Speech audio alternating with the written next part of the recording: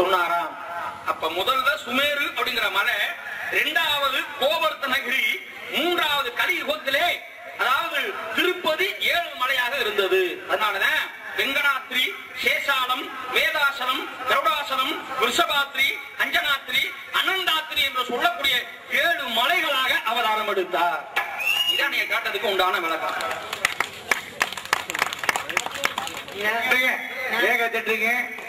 வள்ளி விட்டுட்டாங்களா? வள்ளி விட்டுட்டாங்களா? ஒத்துக்காம நீங்க எப்படி கை தட்டலாம்? தப்பு. சொல்லி முடிச்சோன்னா என்னையதான் பார்த்தாங்க. நான் தலையாட்டம் வேதாசனம், கருடாசனம், ரிஷபாத்ரி, அஞ்சனாத்ரி, அனந்தாத்ரி 7 மலையா சொல்லியிருக்கேன். வள்ளி அவர்களே ஒரு விஷயம் சொல்லு, 2 பேருமா பேசாதீங்க, சொல்றது கிடையாது. என்னைய பார்த்தாங்க நீங்க சொன்னோன்னு நான் சரி ஆமா அப்படின்னு அதனாலதான் செய்ய இருந்தாங்க. உண்மை சொல்றதுக்கு நான் இங்க சொன்னது எதிரியா இருக்கலாம். ஏன்னா நம்மளுடைய நண்பனா இருந்தாலும் செஞ்ச தப்பு தப்புன்னு சொல்லி ஆகணும். எதிரியா இருந்தாலும் உண்மையை சொன்னா ஏத்துக்கிறாங்க. அந்த மனப்பக்குவம் முதல்ல எல்லாருக்கும் வேணும். அது உங்களுக்கு வராது, அது எனக்கு தெரியும். ஆனா நீங்க சொன்ன விஷயம் 7 மலை, நீங்க பதில சொல்லும்போது அங்க பார்த்து சொல்லிட்டாருலன்னு சிரிக்கிறாங்க ஒரு மாதிரி. அதனால இப்பதானே ஆரம்பிச்சிருக்கோம், இன்னும் இருக்கு நிறைய. ஆக 7 மலை உண்மைதான். நீங்க சொன்னது மாதிரி யாரும் சொல்ல மாட்டாங்க. பெருமா நீ கேட்ட கல்விக்கு சாமியார் சொல்லிட்ட, நியாயமான விஷயம். இப்ப சாமியார் கேட்க போற, நீ சொல்லுவியா? இல்ல நீங்க வந்து பாட்ட பாடுங்க. பாட்டு தேவையில்லை, கேள்வி. ஒரே ஒருத்தர் வந்து பாட்டு பாடுறேன்னு சொல்றாரு. இல்ல இல்ல, யாரு கேட்டது? இல்ல என் தம்பி கேட்க போற முத்து சிரிப்பு. இன்னைக்கு ராம அவதாரம், அடுத்த அவதாரம் கிருஷ்ண அவதாரம்.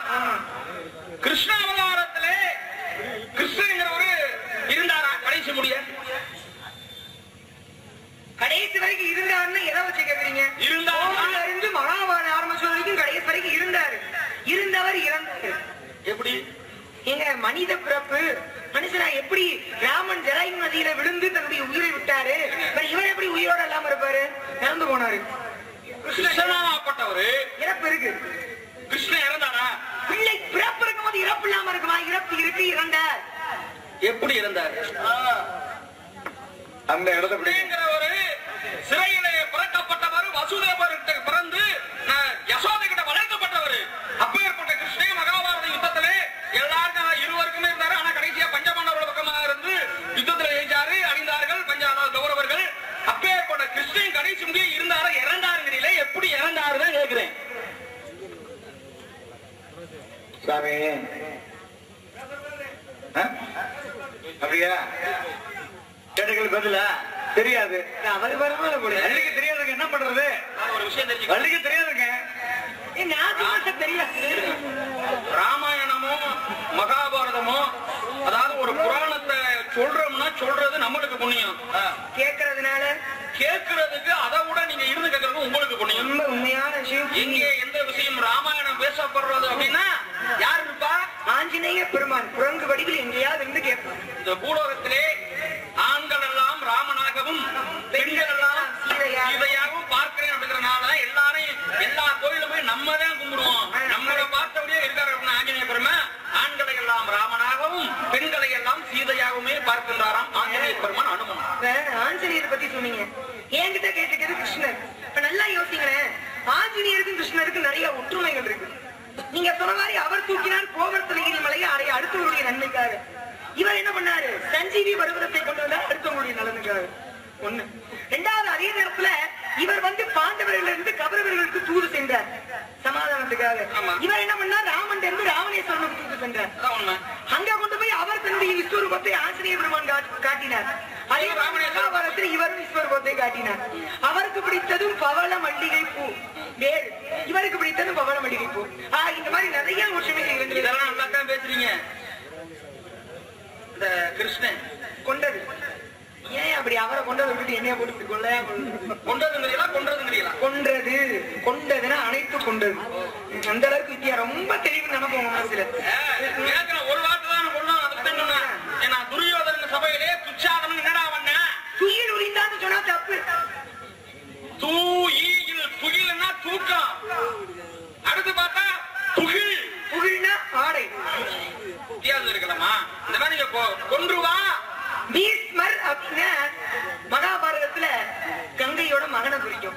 பீஸ்மன் அப்படின்னா யார குறிக்கும்? அதுதான் ருக்குமணியோட அப்பா, கிருஷ்ண பரமாத்மாவுடைய மாமனார். அந்த கிருஷ்ணர் எப்படி பிறந்தாருன்னு உங்களுக்கு தெரியணும்.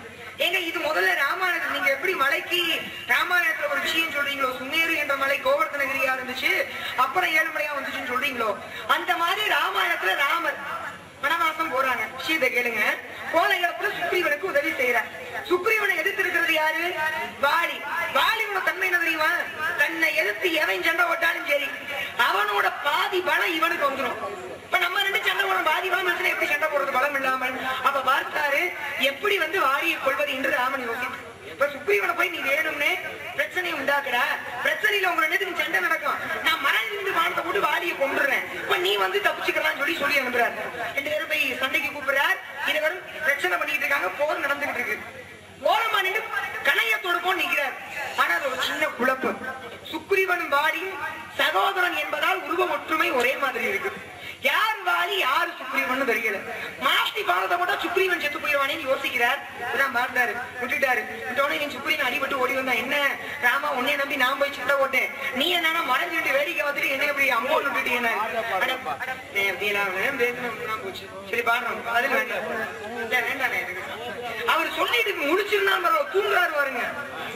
அதுதான் கொஞ்சம் ஒரு சின்ன கோபம். நீங்க விஷயத்த அப்ப அதனால இல்லங்க, அப்படி இல்லைங்க, சொல்லிட்டு உட்காந்து பாக்கணும். நீ சாதபாடியான தூங்கினா ஆக சுக்ரீவன் வாலி கொஞ்சம் கவனிங்க. திசை திருப்பி வச்சாலும் அப்படி மாத்திடுறாங்க. சுக்ரீவன் வாலி 2 பேரும் சண்டை போடுறாங்க. பாக்குறாரு, ஓடி வந்துட்டான் சுக்ரீவன். சொல்றாரு விஷயத்த, இந்த மாதிரி நீ அம்பம் விட்டீங்க, நீ தான் காப்பாற்றணும்னு. வித்தியாசம் தெரியலடா, அதனாலதான் கொள்ளலைன்னு மாலையை போட்டு அனுப்புறாரு கழுத்துல அடையாளத்துக்கு. மாலை போட்டவன் சுக்ரீவன், மாலை போடாதவே வாலி. 2 பேரும் போர் புரியாங்க. மலை நின்று வானத்தை போட்டார். வாலியோட முதுகில் வந்து வானம் தாக்கியது. வானத்தை எடுத்து பார்த்தேன், ராமனோட பேர் எழுதிருந்துச்சு. யோசிச்சாடே ராமா, நான் உன்னை என்ன நினைச்சேன் தெரியுமா? என் மனசுல தெய்வமா நினைச்சிருக்கீங்க, ஆனா நீ மறைஞ்சிருந்து பானம் போட்டீங்க குண்டுட்டையில அப்படின்னாரு. அதான் ராமன் சொன்னாரு, நீ ஒரு மிருகம், உன்னையெல்லாம் நேருக்கு நேர்ந்து சண்டை ஓடக்கூடாது, உன்னை மறைஞ்சுட்டு தாண்டா கொல்லணும். மிருகத்தை மறைந்து கொள்வதான் போர் தர்மம், வேட்டையினுடைய தர்மம். அதான் மறைஞ்சுட்டு வானத்தை போட்டேனாரு. அதான் மாறி மறுபடியும் வாடி சொன்ன, நீ என்ன நான் தெய்வமா நினைச்சேன் உன்னைய, மனுஷனா இருக்க உன்னைய, ஆனா நீ என்ன மிருகமா நினைச்சல, இந்த பிறவில நான் செத்துருவேன், ஆனா உன்னை அடுத்த பிறவில கூடாது நான் சொல்லுவேன். அது வேச்சிலையில நீங்க பேசும்போது என்ன கூட வந்தீங்கன்னா கேள்வி கேட்டீங்க, பதில சொல்லணும். பார்த்தாரு, மிருகமா என்ன நினைச்சு நீ பானம் போட்டு கொண்டுட்ட, அடுத்த பிறவிக்கு நீ எடுப்ப அவதாரம், அந்த அவதாரத்தை உன்னைய மிருகமா நினைச்சு நான் மனுஷனா பிறந்து உன்னை கொள்ளலையே, ஓஞ்சாது என் கையிலதான். உன்னைய கொள்ளல, நான் வாடி இல்லைன்னு சொல்லி சபதம் போட்டு செத்து போயிடுறேன். இறந்து போன வாடி மறுபிறவையில் உலூபதகன் என்ற வேடுவனாக பிறகுறான். கிருஷ்ண பரமா ராமன் கிருஷ்ணனாக பிறந்துட்டார். இந்த கிருஷ்ணர் என்ன பண்றாரு, போரெல்லாம் முடிஞ்சு மரக்கிளையில் கால் கட்டிகளை வச்சு படுத்து சும்மா அப்படி ஓய்வு எடுத்துக்கிட்டு இருக்காரு. வேட்டைக்கு வரா உலூபதகன். வேட்டையில 5 முறையில் ஒரு முறைக்கு பேரு பிரைத்திய ஆடிடம், தலைகீழாக நின்று வேட்டையாடும் முறை. தலைகீழா நின்று பார்க்கும்போது என்ன தெரியுது, தூரத்தில் இருக்கக்கூடிய கால் கட்டிவர்கள் மிருகங்கள் போல் காட்சி கொடுக்குது. நான் பார்த்தேன், எடுத்தான் பானத்தை தொடுத்தான், தொடுத்தோடனே என்னாச்சு, அதாவது கட்டை விரலில் வாய்ந்த அம்பு அவருடைய ஜீவன் பிரிந்து வைகுண்டம் சென்று அடைந்தது. கிருஷ்ண பிரதி முடிந்தது. ஆக கிருஷ்ணரும் இறந்தார். கிருஷ்ணனை கொண்டது வாலியாக இருந்த அவன் மறுபிறவியில் உலூபதகன் என்ற வேடுவனாக மாறி கிருஷ்ணனை கொண்டான். இப்படிதான் கிருஷ்ணர் இறந்தார். கேட்ட கல்வி உண்மையிலே உன்னை பாராட்டணும். அமைதியா இருக்கீங்க, என்ன உண்மை இல்ல, எல்லாருமே சொன்னாங்க விஷயம் நல்லா பேசக்கூடிய ஆளு யாரு அப்படின்னா உன்னை தான் சொன்னாங்க. சரி, உண்மையிலே உன்னை பாராட்டணும். ஐயா, உன் பாராட்டம் மட்டும் நான் நம்ப மாட்டேன், நீ என்னை திட்டினா கூட நம்பிடுவேன். பெருமையா சொல்லி போய் உயர்ந்த மலை உன்னை நல்லா சொன்னாங்க, எல்லாருமே சொன்னாங்க, நல்லா விஷயமான அண்ணன், நான் ஏத்துக்க முடியாது. இதான் ஏத்துக்கிட்டு இருக்கீங்க, அதான் வேணும். ஏத்துக்கிட்டீங்கன்னா மனசுல எனக்கு போதும் படிச்சுட்டே நினைப்பு வந்துடும். நீங்க ஏத்துக்கிறாத வரைக்கும் நான் படிச்சுக்கிட்டே இருப்பேன். என்னோட நாடோட எதிரியே நீங்க தான். வாங்க, விஷயம் பேசுற நல்லா அழகா, அதெல்லாம் சொன்ன பதில் உண்மையா விஷயத்துக்கு வாங்க. சத்தியமா உண்மை. ஒரு 10 ரூபா செலவு பண்ணுங்க. சூடம் வாங்கிட்டு தலையில கொடுத்துக்கோ. போயிருவேன், நான் அதை கழட்டி வச்சுதான் சூடமே பொறுத்துவேன். அப்ப நீ சொன்னது உண்மை. என்னை பார்த்து நான் சொன்னது பொய்ன்னு சொல்லுங்க. நம்ப முடியாது, சொல்லு சத்தியமா. என்னைக்குதான் நம்பி நம்பதே வேண்டாம். உண்மை சத்தியமா, சத்தியமா உண்மை.